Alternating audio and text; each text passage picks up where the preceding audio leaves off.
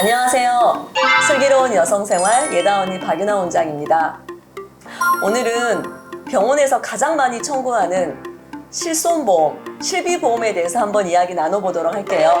보험설계사 서희성 팀장님 모시고 이야기 나눠보겠습니다. 안녕하세요. 네, 안녕하세요. 보험설계사 서혜선입니다. 오늘 좋은 자리 초대해 주신 만큼 궁금하신 내용 잘 알려드리고 가겠습니다. 얼마 전에 TV를 보니까 실비보험, 실손보험이 많이 바뀌었다고 방송에 나오더라고요.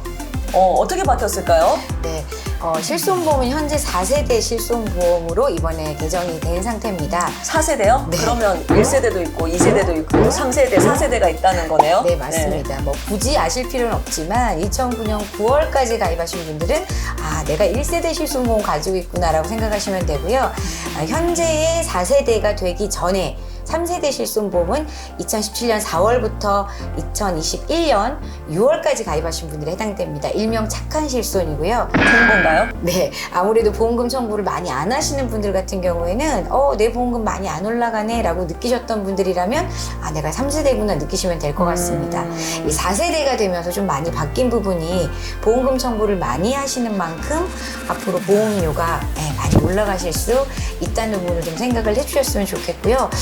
사실 보험료를 내가 많이 내는데 내는 만큼 좀 혜택을 받았으면 좋겠다 하시는 분들은 그렇죠, 네. 오늘 끝까지 영상 지켜보시면 이렇게 청구하면 되겠구나 팁도 얻어가실 수 있어요. 그렇구나. 네. 청구한다고 다 좋은 거는 아닌가 봐요. 네, 아무래도 내가 정말 필요한 보험금을 받아서 내 치료비에 보탬이 되면 좋겠지만 치료비가 굉장히 적게 나왔는데 이걸 청구하기 위해서 1,000원 받기 위해서 내가 보험금 네. 청구한다. 사실 시간과 노력이 들어가는 일이기 때문에 현명하게 청구를 하시는 것도 슬기로운 보험생활 하실 수 있는 한 방법입니다. 저 외래에서 이제 진료를 하다 보면 실비 청구하려고 서류가 필요해요라고 말씀하시는 분들 많으세요. 근데 다들 말씀하시는 서류가 다 달라요. 네. 어떤 분은 진단서 주세요, 소견서 주세요, 세부 내역서 주세요, 영수증 주세요 이렇게 말씀하시는데 보험의 종류에 따라서 청구하는, 준비하는 서류가 다른가요? 아니면은 같은데 잘 몰라서 그러신가요? 네, 물론 보험에 따라서 조금씩 요구하는 서류가 다를 수는 있습니다. 근데 이제 네. 말씀하신 서류 중에 진단서나 소견서 같은 경우에는 일정 이상의 비용이 발생하기 때문에 네, 돈 내야 돼요. 네, 맞습니다. 네, 그래서 일단은 실손보험 내가 가지고 있고 실비보험 청구할 겁니다 하시는 경우에는 정말 간단하게 딱 2가지를 기본 서류로 준비하시면 됩니다. 그래서 진료비 영수증 그리고 진료비 세부 내역서예요. 그래서 처음부터 소견서나 진단서를 준비하실 필요 없이 방금 말씀드린 2가지 서류는 거의 대부분의 병원에서 무료나 아주 저렴한 가격으로 보장을 해드리고 있기 때문에 받으신 다음에 보험금 청구하시면 될 것 같습니다. 돈 안 들어가요. 네, 맞아요. 돈 안 들어가요. 네. 그거는 무료로 발급해드리는 네. 서류이기 때문에 그냥 받으시면 되세요. 네. 그러면 일부러 진단서비 안 내고 그냥 실비 청구하시려면 세부 내역서, 네, 영수증 영수증 2가지만 챙기시면 되시겠네요. 네, 그리고 네. 여기에 만약에 약제비 같은 경우에 내가 약을 좀 많이 지어서 약제비를 좀 많이 나왔어야 하시는 경우에는 마찬가지로 약제비도 영수증을 같이 첨부하시면 됩니다. 네. 그리고 이거는 이제 제가 진료를 보면서 이제 각각의 좀 케이스, 증상에 따라서 실비 요청하시는 분들이 있어서 한번 궁금했어요. 이게 과연 해당이 됐는지 안 됐는지 너무너무 궁금했는데 제가 한 가지씩 한번 여쭤볼게요. 네. 좀 당혹스러웠던 케이스는 피임약, 외래에서 제가 피임약을 처방을 해드렸더니 피임약도 실비 청구가 된다고 서류를 요청하시는 분이 계셨는데 네. 피임약 처방도 실비가 되나요? 기본적으로는 임신과 출산, 피임이나 이런 거 관련해서는 실손보험 청구가 안 됩니다. 아마 그분 같은 경우에는 본인이 특별한 질병이 있는 경우였던 것 같아요. 만약에 진료비 세부 내역서 안에 어떤 질병, 분류 코드가 기재가 되어 있는 경우에는 질병에 의한 치료가 되기 때문에 이 경우에는 피임약도 해당이 됩니다. 예를 들면 다낭성 난소 증후군 이렇게 해서 그 병을 치료하기 위해서 피임약이 처방된 경우에는 청구가 되실 수도 있습니다. 물론 어떤 보험사에 내가 보험을 가입했는지 또 그리고 어떤 시기에 내가 보험을 가입했는지에 따라서 조금 청구는 다를 수가 있습니다. 그런데 내가 그 코드에 해당되지 않은데 무리하게 그 진단을 요청하는 경우는 안 되는 거겠죠? 네, 당연히 안 됩니다. 그래서 네. 나 아프지도 않은데 그냥 피임약이 필요해서 처방을 받은 경우에 의사 선생님께 무리하게 저 질병 분류 코드 필요해요. 이런 경우에 발급해 주는 의사 선생님 안 계실 거예요. 근데 또 무리하게 그거를 또 격하게 요구하시는 분들도 간혹 있습니다. 본인의 정말 질환만 청구하시면 되실 것 같아요. 네, 그리고 저희 예단은 소음순 수술이라든지 질성형술, 요실금 수술 같은 걸 상담하고 수술 받으신 분들이 많으세요. 제가 알기로는 소음순 수술이라든지 질성형 수술 같은 경우에는 거의 대부분 미용 성형 쪽에 해당하기 때문에 실비 청구가 안 될 거라고 생각하고 있는데 간혹 말씀하세요. 제 보험은 해당이 됩니다. 그래서 진단서를 써주세요. 약간 좀 제가 당혹스럽긴 한데 이런 경우에도 해당되는 실비 보험이 있을까요? 기본적으로 말씀하신 질 성형술이나 소음순 수술 같은 경우에는 미용 성형에 해당이 됩니다.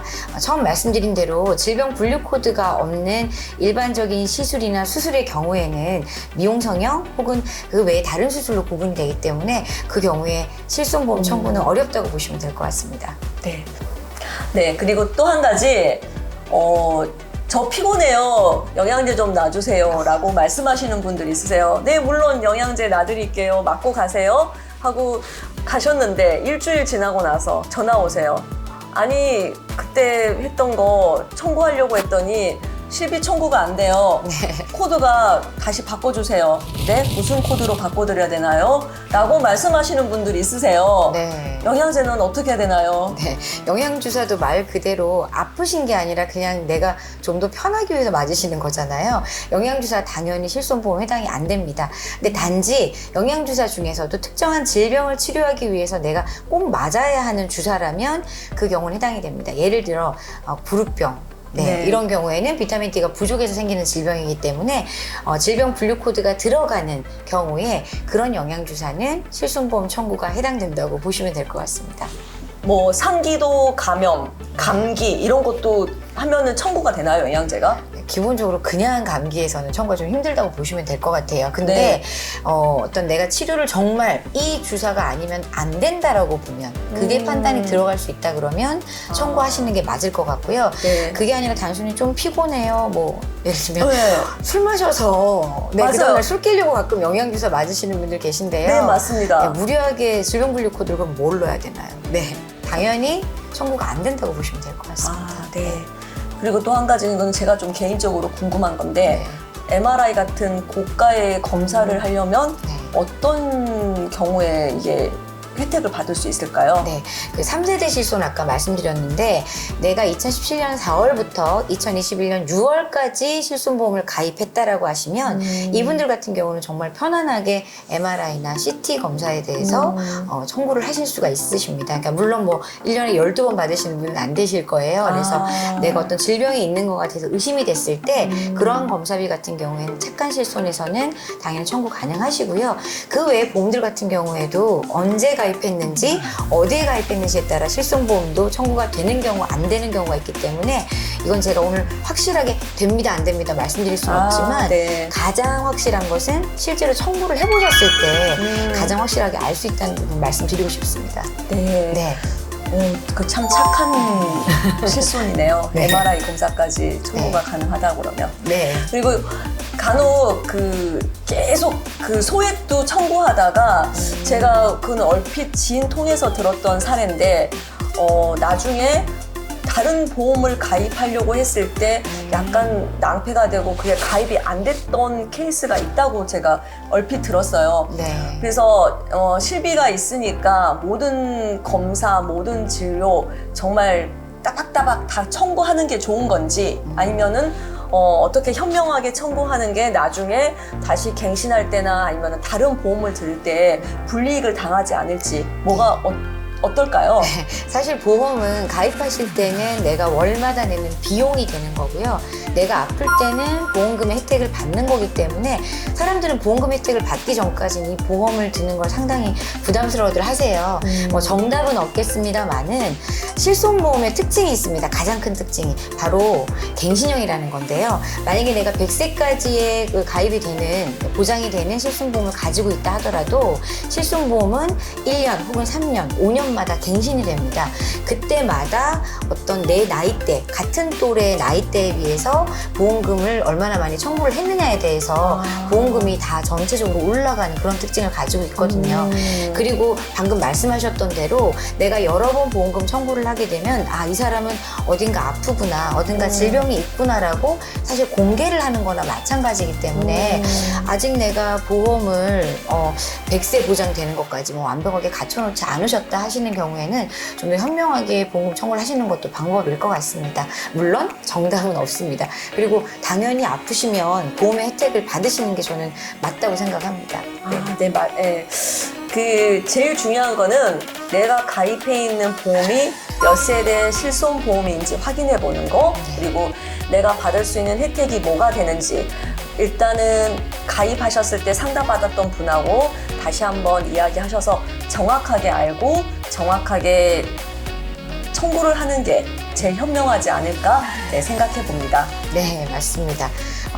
보험금 청구하실 때 특히 실손보험 조금 더 현명하게 이용하실 수 있는 3가지 팁이 있는데요. 네. 박윤호 원장님이 저를 초대해 주셨기 때문에 오늘 3가지를 말씀드리고자 합니다. 꼭 3가지 기억하세요. 첫 번째는 3년 안에 청구를 하셔야 됩니다. 내가 치료받은 시점부터 3년 안에 발생하는 치료비에 대해서 청구를 하실 수가 있기 때문에 한참 지난 다음에 영수증 있었지 청구하시려고 하면 늦습니다. 그래서 3년 안에는 대부분 하셔야 된다는 거. 두 번째는 치료가 다 끝난 다음에 전체 영수증, 진료비 넥서를 한꺼번에 받아서 한 번에 청구하시는 것이 훨씬 편하다는 거고요. 마지막으로 3번째는 작은 금액까지 소액까지 다 청구하시는 것보다는 자기부담금이 있기 때문에 8,000원, 5,000원 이런 식으로 해서 자기부담금을 제외한 나머지에서 청구가 가능하시기 때문에 그 부분을 정확하게 알고 청구하시면 더 좋을 것 같습니다. 네, 오늘은 슬기로운 보험 생활, 실손보험, 실비보험 어떻게 청구하는 게 현명할지 우리 서혜선 팀장님 모시고 이야기 나눴습니다. 궁금하신 거 많으실 거예요. 궁금한 거 있으시면 아래 댓글로 남겨주시면 자세히 답변해 드리도록 하겠습니다. 그리고 구독, 좋아요도 부탁드릴게요. 오늘 팀장님 정말 감사합니다. 네, 감사합니다. 네.